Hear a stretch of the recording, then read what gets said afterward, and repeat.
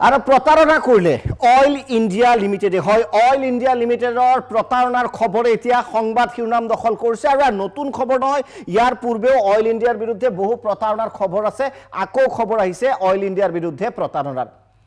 মহারত্নর মহাপ্রতারণা দেশৰ মহাৰত্ন প্ৰতিষ্ঠান all India লিমিটেডে চূড়ান্ত প্ৰতাৰণা কৰলে পুনৰ্বাৰ ৰাজ্যবাসীক অসমৰ মাটিৰ পৰা খাৰুৱা তেল উলিয়াই মহাৰত্ন ৰূপে পৰিচিত লাভ কৰিবলৈ সক্ষম হোৱা অইলে অসমবাসীৰ বিৰুদ্ধে লিপ্ত হৈছে ষড়যন্ত্ৰত শীঘ্ৰেই অইল ইণ্ডিয়া লিমিটেডে অসমৰ পৰা স্থানান্তৰ কৰিব ওলাইছে প্ৰতিষ্ঠানটোৰ চাৰিটাকৈ গুৰুত্বপূৰ্ণ বিভাগ উদ্যোগ প্ৰতিষ্ঠানটোৱে দুলিয়াজানৰ ক্ষেত্ৰীয় মুখ্য কাৰ্যালয়ৰ পৰা চাৰিটাকৈ গুৰুত্বপূৰ্ণ বিভাগ ক্ৰমে গাণনিক মানৱ সম্পদ নিয়োগ যেটো অতি গুৰুত্বপূৰ্ণ মানৱ সম্পদ উন্নয়ন হিউম্যান ৰিসোৰ্স যেটো ডেভেলপমেন্ট আটাইতকৈ গুৰুত্বপূৰ্ণ তথা ঠিকা আৰু ক্ৰয় বিভাগ স্থানান্তৰৰ গোপন পৰিকল্পনা যুগুত কৰি উলিয়াইছে দিল্লীৰ নয়ডালে চাৰিওটা বিভাগ স্থানান্তৰ পৰিকল্পনা অইলে এই ক্ষেত্ৰত গ্ৰহণ কৰিছে কৌশলী পদক্ষেপ যাৰ বাবে প্ৰথমে বিভাগ চাৰিটা গুৱাহাটীলৈ স্থানান্তৰ কৰাৰ বাবে প্ৰস্তুতি চলাইছে যাৰ জৰিয়তে বিভাগ চাৰিটা অসমতে ৰখাৰ এক ছবি দাঙি ধৰা হ'ব অৰ্থাৎ প্ৰথমতে নয়ডালৈ সিধাই নিনিয়ে গুৱাহাটীত আনিব মানুহে ভাবিব গুৱাহাটীত হৈছে তাৰ পাছত প্ৰতাৰণাৰ খবৰ আৰু আপোনালোকক জনাও যে দৰাচলতে গুৱাহাটীলৈ স্থানান্তৰৰ নামত পৰৱৰ্তী সময়ত আটাইকেইটা বিভাগ নয়ডালৈ লৈ যোৱাৰ ষড়যন্ত্ৰত লিপ্ত হৈছে অইল অসম বিৰোধী চক্ৰটো যাক লৈ এতিয়া জাঙুৰ খাই উঠিছে অসমবাসীৰ লগতে জাতীয় দল সংগঠন অইলৰ এনে ষড়যন্ত্ৰৰ বিৰুদ্ধে অইলৰ দুলিয়াজানস্থিত ক্ষেত্ৰীয় মুখ্য কাৰ্যালয় ঘেৰাও কৰে আছুৱে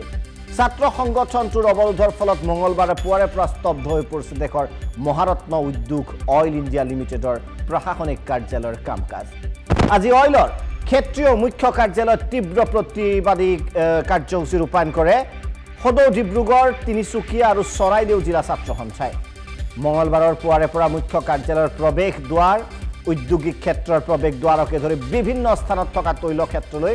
বিষয়া কৰ্মচাৰীক অনা নিয়া কৰা বাহনসমূহৰ চলাচল সম্পূৰ্ণৰূপে বন্ধ কৰি দিয়ে প্ৰতিবাদকাৰীসকলে মন্তব্য দেখুৱাইছো আছুৰ বিষয়ববীয়া দুলিয়াজানত অৱস্থিত অইল ইণ্ডিয়াৰ মুখ্য কাৰ্যালয়ৰ পৰা কেইবাটাও বিভাগৰ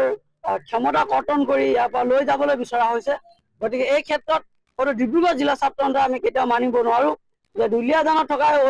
অইল তৈল ক্ষেত্ৰৰ লগত দুলিয়াজানৰ স্বাভিমান ডিব্ৰুগড় জিলাৰ স্বাভিমান জড়িত হৈ আছে অসমৰ স্বাভিমান জড়িত হৈ আছে গতিকে এটা বিৰোধী চক্ৰই দুলিয়াজান মুখ্য কাৰ্যালয়ৰ পৰা কেইবাটাও বিভাগৰ ক্ষমতা কৰ্তন কৰি ইয়াৰ পৰা লৈ যাবৰ কাৰণে যি ব্যৱস্থা গ্ৰহণ কৰিছে তাক আমি হয়তো ডিব্ৰুগড় জিলা ছাত্ৰ সন্থাই কেতিয়াও মানি ল'ব নোৱাৰো এক চক্ৰান্তৰ বলি হৈ অইল ইণ্ডিয়াৰ ক্ষেত্ৰীয় কাৰ্যালয়ৰ পৰা কেইবাটাও বিভাগ উঠাই ল'বলৈ বিচৰা হৈছে এইটো কেৱল মাত্ৰ এটা বিভাগ উঠাই লৈ যোৱা ষড়যন্ত্ৰ নহয়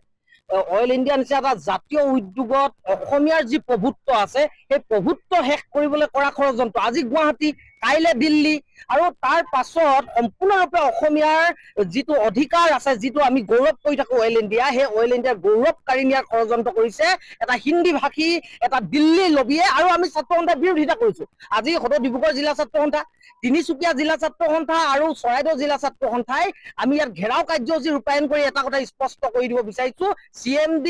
ৰঞ্জিত ৰথৰ এইটো পৈতৃক সম্পত্তি নহয় তেওঁলোকৰ পৈতৃক সম্পত্তি নহয় দেউতাকৰ সম্পত্তি নহয় অইল ইণ্ডিয়াক যেনেকে মন যাব তেনেকে ব্যৱহাৰ কৰিব ইয়াত আমাৰ পূৰ্বপুৰুষৰ ইয়াত তেজ মাটি ইয়াত মাটি ঘাম সোমাই আছে ইয়াত যিবোৰ মাটি অইল ইণ্ডিয়াক খননৰ কাৰণে এৰি দিও সেইসমূহ মাটি আমাৰ পূৰ্বপুৰুষৰ ঘাম তেজ মিলি থকা মাটি হয় আৰু সেই তাৰ পৰা আমাৰ অধিকাৰ কাঢ়ি ল'বলৈ চেষ্টা কৰিব আমাৰ সম্পত্তিৰ অধিকাৰ কাঢ়ি নিব বিচাৰিব দুলিয়াজানৰ ঐতিহাসিক এই অফিচৰ পৰা বিভাগ কাঢ়ি নিবলৈ চেষ্টা কৰিব আৰু ছাত্ৰ সন্থা মনে মনে বহি থাকিম এনে নহয়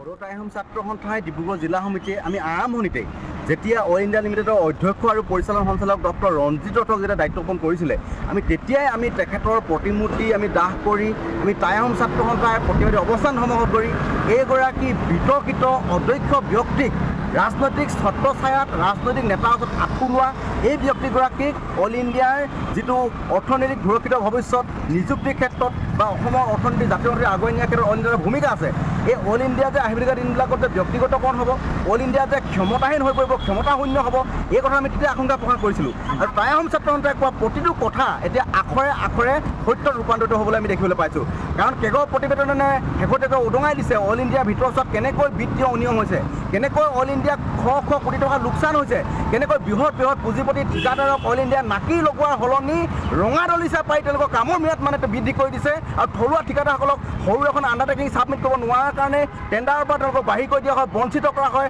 পেনাল্টি কটা হয়। কিন্তু বৃহৎ বৃহৎ ঠিকাদাৰসকলক কিয় তেওঁলোকৰ ক্ষেত্ৰত ব্যৱস্থা লোৱা নহয়? আমাৰ টাই আহোম ছাত্ৰৰ প্ৰশ্ন। এই ক্ষেত্ৰত যদি বিত্তীয় অনিয়ম নাই তেনেহ'লে কিয় খেনুক দেখি ৰান্ধে ভাই, খেনুক দেখি দুৱাৰ মাৰে এনেকুৱা পলিচি লৈছে? শেহতীয়াকৈ আমি দেখিবলৈ পাইছোঁ অল ইণ্ডিয়া লিমিটেডৰ ঠিকা ক্ৰয় নিয়োগ